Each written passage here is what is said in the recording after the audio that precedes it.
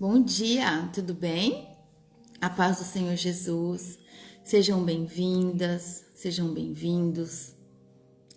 Que a graça do Pai possa estar sobre você nessa manhã. Que não haja distração, que o seu coração esteja aqui junto de nós nesse estudo dessa manhã, né? Hoje nós estamos no capítulo 3, livro de Mateus. Deus abençoe, tá bom? Que todos nós tenhamos um dia muito abençoado, em nome de Jesus. Pegue sua Bíblia. Nós temos, eu tenho indicado desde a leitura do livro de Provérbios para que faça marcações, né, na Bíblia, para quem pode, para quem consegue acompanhar.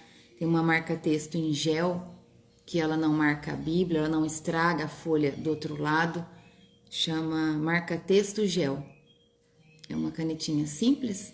É muito importante, que às vezes o Senhor quer falar com você em um outro tempo, e aí você abre a Bíblia e vai estar lá, destacada a passagem. Amém? Então vamos começar a leitura.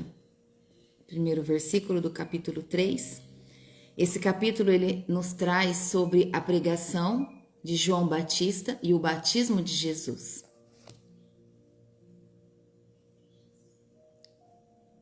Deixa eu escrever aqui para quem entrar saber onde nós estamos.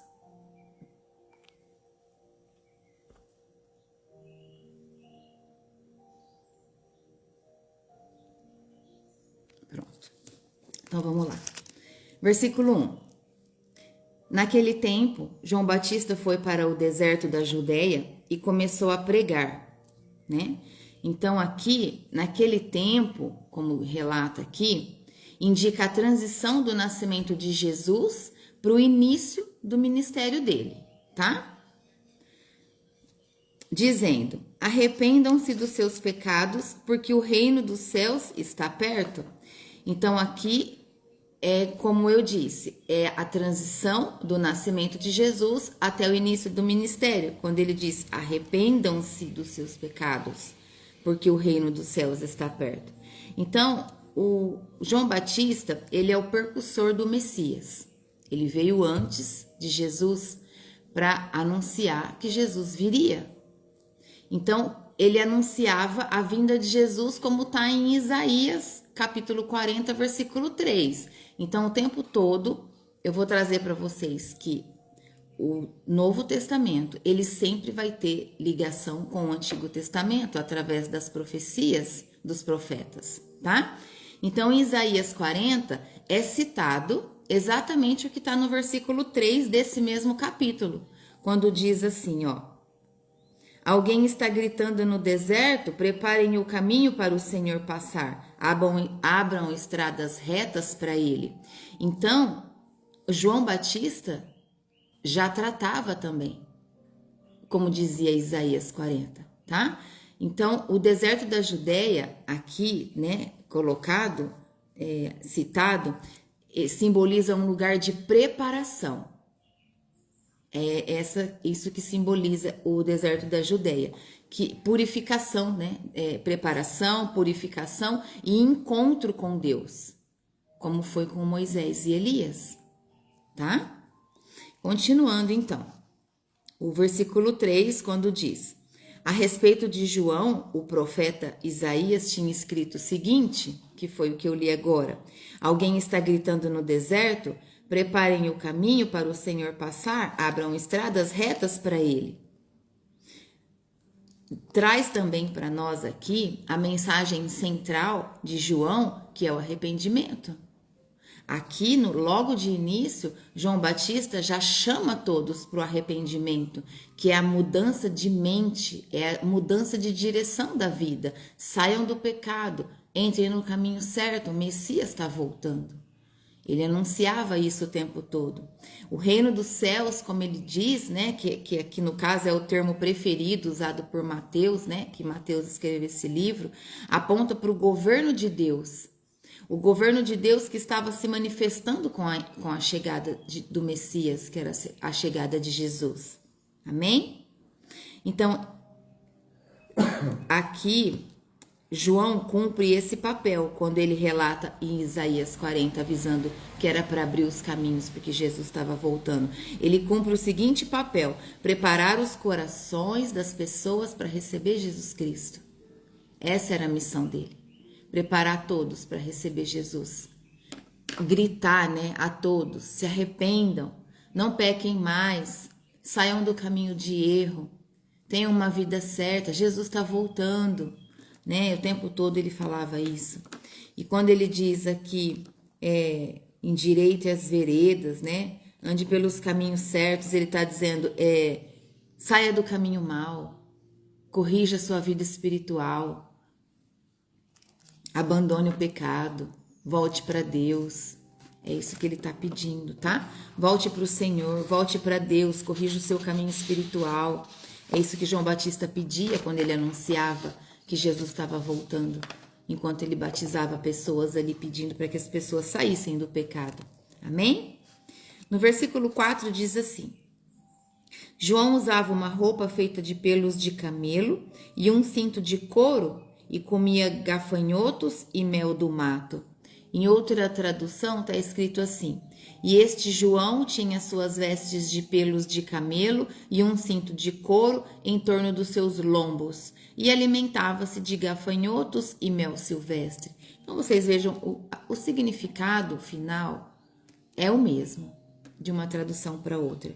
Só que uma usa palavras mais fáceis, de entendimento mais fácil do que a outra, tá? Por isso eu me identifiquei com a minha tradução.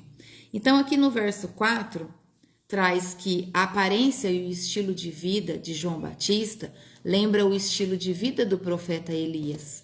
O profeta Elias, em 2 Reis, capítulo 1, relata que ele usava uma capa de pele de animais, né, amarrada com um cinto de couro. Então, os dois profetas, eles tinham vestes semelhantes. É isso que relata aqui no versículo 4. E mostra também que a sua simplicidade e a separação do sistema religioso mostrava nele a autenticidade do seu chamado. João Batista tinha um chamado muito especial na vinda de Jesus. Versículos 5 e 6. Os moradores de Jerusalém, da região da Judéia e de todos os lugares em volta do rio Jordão, iam ouvi-lo. Eles se confessavam, né? Confessavam os seus pecados e João os batizava no rio Jordão. Então aqui mostra o impacto espiritual de João. João teve um impacto espiritual importante na vida dessas pessoas e na nossa história, né? Para que hoje a gente entenda tudo que Jesus veio fazer e como foi o plano de Deus na vinda dele, né? Até que ele chegasse aqui entre nós. Então multidões deixavam as cidades distantes e iam até o deserto, porque desejavam ouvir João Batista falar e serem batizados e se arrependerem dos pecados. Então ali o batismo, ele era um símbolo de arrependimento e renovação espiritual. Isso que João Batista levava para as pessoas, esse sentimento de se arrepender e de ter uma renovação espiritual, de mudar de vida, né? Versículo 6. Versículo 7. Quando João viu que muitos fariseus e saduceus vinham para serem batizados por ele, ele dizia. Então, para quem não sabe, fariseus e saduceus eram os religiosos daquela época, daquele tempo, tá? Então, quando ele viu que esses se aproximavam, ele disse: ninhada de cobras venenosas, quem disse que vocês escaparão do terrível castigo que Deus vai mandar? Então, o que ele faz aqui? João Batista, ele confronta com os religiosos hipócritas. Ele não tinha medo, porque ele sabia quem ele era. João Batista tinha a identidade dele formada e ele sabia para o que ele tinha vindo. Por isso ele não temia em julgar os hipócritas. Ele sabia que ele falava da verdade sobre a palavra de Deus. Ele sabia que era verdade o que ele anunciava. Então ele não temia as pessoas. Ele obedecia ao que ele tinha que fazer, porque ele sabia o que ele veio fazer.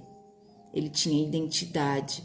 É o que muitos de nós hoje, é o que muitas pessoas precisam, de identidade diante da presença de Deus.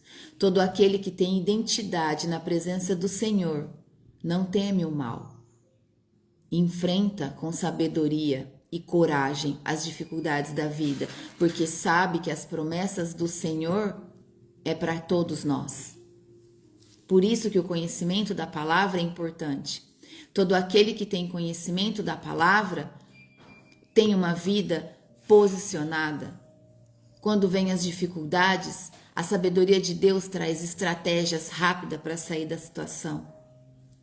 Por isso é importante ter conhecimento da palavra de Deus, para que a sua identidade seja firmada, forjada na presença do Senhor, para que a sua identidade ela seja forjada no caráter de Cristo Jesus. Versículo 8 diz assim, ó: façam coisas que mostrem que vocês se arrependeram dos seus pecados. Então aqui, o versículo 8 e 9, né? O versículo 8. Versículo 8. Façam coisas que mostrem que vocês se arrependeram dos seus pecados. Aqui é bem claro. Ele traz que o arrependimento verdadeiro gera frutos visíveis. Mudança de vida. É isso que ele declara aqui. Mudem de vida. Gerem frutos bons. Sejam pessoas boas. Amém? Versículo 9. E não digam uns aos outros: Abraão é nosso antepassado? Pois eu afirmo a vocês que até dessas pedras Deus pode fazer descendentes de Abraão. Porque Deus pode tudo. Ele faz o que ele quer. Todos os planos são dele, as leis são dele, né? Então aqui, o que ele quer dizer quando ele fala que até dessas pedras Deus pode fazer descendentes de Abraão? Ele quer afirmar que Deus valorizará a fé e a obediência, não apenas herança religiosa ou cultural. Deus pede que todos sejam obedientes às leis dele, que todos tenham fé, uma fé fortalecida em Cristo, né? Os judeus eles confiavam muito em sua linhagem étnica. Eles sabiam quem eles eram. Amém? Aqui, quando João afirma que Deus valoriza a fé e a obediência, nós temos referência em Romanos capítulo 9, versículo 6. Quando diz assim, ó, vou ler para vocês. Eu marquei para trazer. Deixa eu pegar aqui. Romanos. Ó, Romanos, capítulo 9, do 6 ao 8. Diz assim, ó: eu não estou dizendo que a promessa de Deus tenha falhado. De fato, nem todos os israelitas fazem parte do povo de Deus, e nem todos os descendentes de Abraão são filhos de Deus. Olha só, presta atenção. Nem todos os filhos de Abraão são filhos de Deus, pois Deus disse a Abraão: por meio de Isaque é que você terá os descendentes que eu lhe prometi.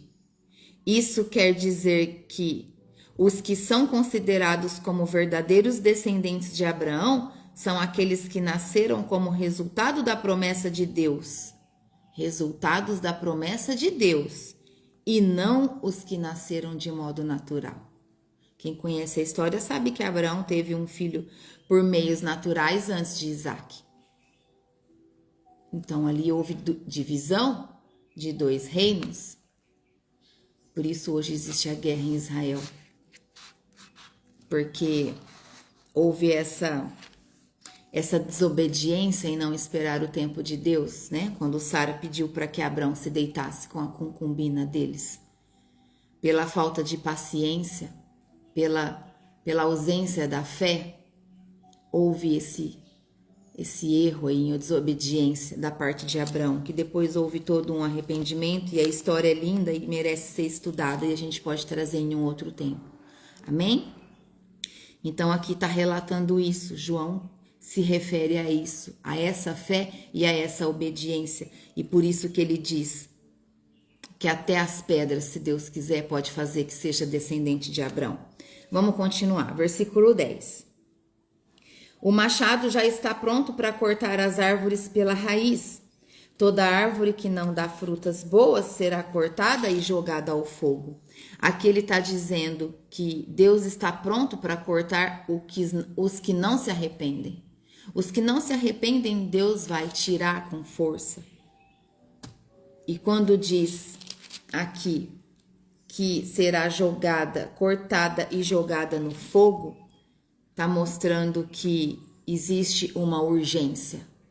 É uma urgência nessa mensagem. Deus tem pressa para que as pessoas se posicionem em obediência e andem nos caminhos certos, que são os caminhos que ele determinou nos princípios e nas leis dele. Versículo 11 e 12 diz assim: eu os batizo, João Batista aqui falando, tá? Eu os batizo com água para mostrar que vocês se arrependeram dos seus pecados. Mas aquele que virá depois de mim os batizará com o Espírito Santo e o fogo.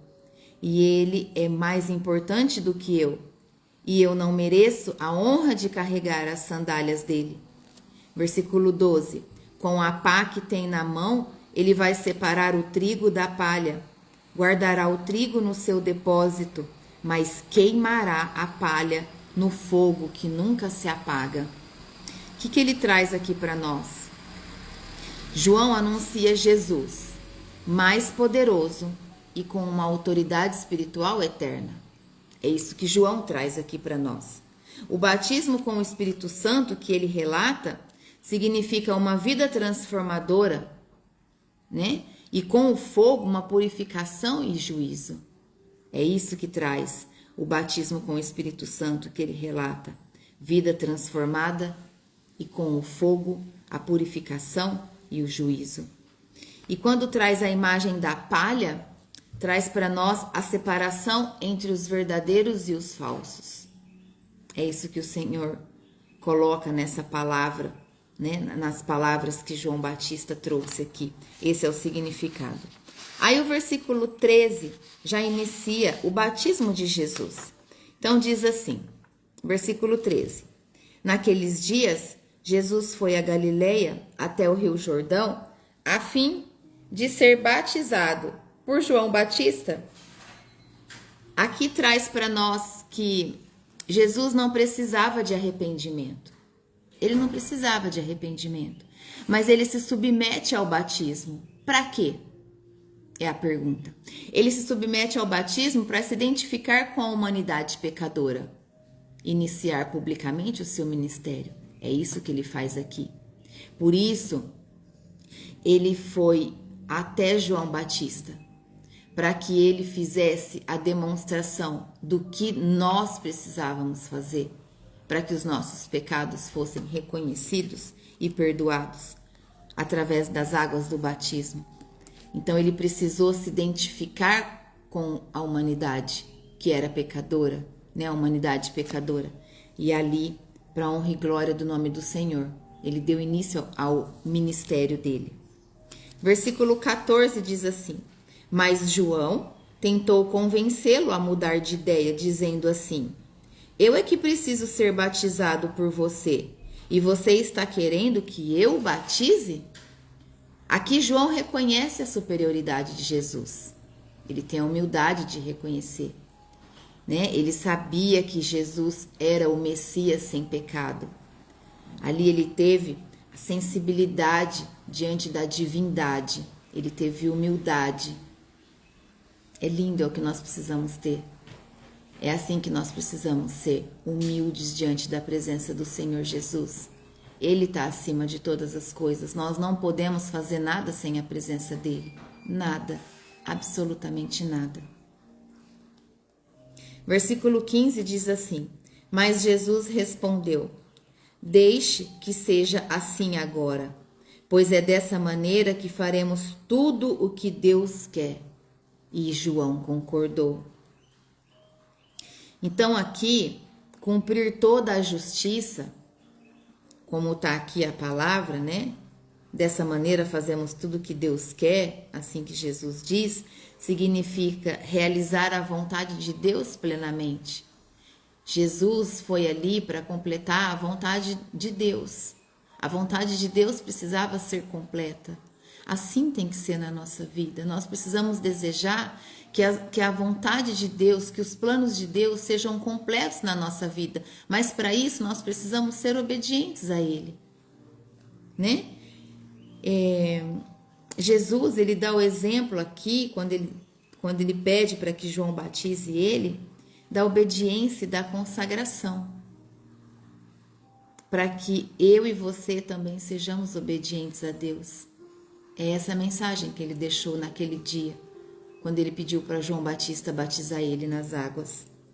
Versículo 16 diz assim: Logo que foi batizado, Jesus saiu da água, o céu se abriu, e Jesus viu o Espírito de Deus descer como uma pomba e pousar sobre ele. Aqui o Espírito Santo desce visivelmente sobre Jesus, capacitando ele para o ministério. Foi isso que Deus fez. Foi essa maneira que Deus encontrou de marcar que Jesus estava pronto, de marcar que Jesus estava sendo obediente para que os planos dele fossem cumpridos. É esse o posicionamento que Deus espera de nós. Que nós sejamos obedientes para que o Espírito Santo venha sobre a nossa vida e cumpra todos os planos do Senhor. Amém? Versículo 17 diz que do céu veio uma voz que disse: Esse é o meu filho querido, que me dá alegria. Aqui no versículo 17, o Pai fala do céu. É uma confirmação pública de que Jesus é filho de Deus. A voz veio do céu. O Pai falou. Todos ouviram. A Trindade aparece ali, naquele momento, né? O Pai como sendo a voz, o Filho, o próprio Jesus, e o Espírito Santo como símbolo da pomba que veio do céu e pousou sobre Jesus. Então ali mostra o prazer de Deus em seu Filho, perfeito em obediência. Esse é o desejo que nós temos que ter. Nós devemos desejar ser perfeitos na presença de Deus em obediência. E todos os dias nós pecamos, é verdade. Mas o arrependimento sincero, imediato, o arrependimento que vem rápido, que o Espírito Santo te lembra que você está fazendo errado, você é perdoado todos os dias. Todos os dias você é perdoado. Você só tem que pedir perdão e se arrepender de verdade, porque o Espírito Santo, ele está disponível a todo aquele que clama por ele. Foi por isso que Jesus veio. Eu sinto que o estudo do livro de Mateus vai trazer muita glória na vida de muitas pessoas. Vai levantar muitas mulheres. Vai levantar muitas mulheres dentro de casa, nas suas famílias, com seus filhos, em posicionamento na presença do Senhor. Vai trazer de volta a sua identidade. Vai posicionar muitos homens que assistirem depois, que é um vídeo aberto. Muitos homens vão se posicionar diante de Deus dentro de casa, em nome de Jesus. Então aqui, quando ele diz, no versículo 17, e do céu veio uma voz que disse: Esse é o meu filho querido. Em algumas versões diz: Esse é o meu filho amado, em quem me comprazo, né? E na minha tradução está escrito: Esse é o meu filho querido, que me dá muita alegria. É onde o Senhor mostra o prazer dele em Jesus, que já estava em obediência, cumprindo o que ele estava pedindo. Esse capítulo, ele nos ensina, ele nos traz sobre a preparação para o reino, que exige um arrependimento verdadeiro. Todo aquele que deseja caminhar com Jesus, todo aquele que deseja ter a vida transformada, purificada, exige um arrependimento, precisa se arrepender verdadeiramente, não apenas através de uma aparência religiosa. A aparência religiosa, ela não vai te trazer salvação, porque ela é uma máscara usada. É preciso ter um arrependimento genuíno, um arrependimento que vem de dentro. Aquele arrependimento que grita e que seja o que for que a pessoa falar, não vai mudar o que você pensa e o que você sente, porque você sabe o que você tem que fazer. Nos ensina também, nos mostra aqui, que Deus não se impressiona com linhagem religiosa. Ele busca corações aquebrantados. Ele conhece o teu coração. Ele sabe de todos os seus sentimentos, de todos os seus pensamentos. Nós vimos também o posicionamento de João Batista quando ele aponta para Jesus. João Batista aponta para Jesus e deixa claro que Jesus é incomparavelmente superior a ele. É o reconhecimento que Jesus é o nosso melhor amigo, Jesus é o nosso mestre, é quem nos dá o direcionamento. Nós vimos também que o batismo de Jesus marca o início de uma nova era. Ele é o rei, ele é o servo, ele é o filho amado de Deus. Nos traz também que a Trindade se manifesta de forma clara naquele momento, que a revelação de Deus, a revelação de Deus que age ali em uma unidade perfeita. É isso que aconteceu, é isso que relata aqui nesse capítulo. Uma reflexão final de João Batista. João Batista preparou o caminho para o Messias. Ele preparou o caminho para Jesus com ousadia e verdade. Ele usou da identidade dele, ele sabia a identidade dele diante de Deus. E nós? E nós? Como que nós estamos? Nós estamos dispostos a nos arrepender de verdade e abrir mão de justificativas religiosas? Nós estamos dispostos de verdade a nos arrepender para ter uma transformação na nossa vida e parar de ficar nos enganando através de uma religiosidade e deixar Deus mudar as nossas raízes? Justificativas religiosas aqui que não edifica nada em Cristo, porque são normas estabelecidas por sistemas religiosos, por homens. Muitas vezes algumas imposições que nem está na Bíblia. Abre o teu coração a Deus. Abre o seu coração. Pede para que o Senhor, em nome de Jesus, posicione você da maneira com que você deseja estar na presença dEle. Saia da religiosidade. Busque a Deus. Somente Jesus pode te ajudar. Somente Ele, por meio do Espírito Santo, que Ele disse que viria e ficaria aqui junto de nós, nos dando caminho, direção, nos consolando. Esse é o posicionamento que Deus espera de nós.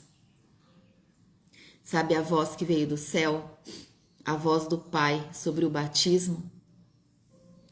É um convite para cada um de nós viver de forma que Deus possa também dizer para nós: esse é o meu filho amado, em quem me comprazo, em quem eu sinto alegria.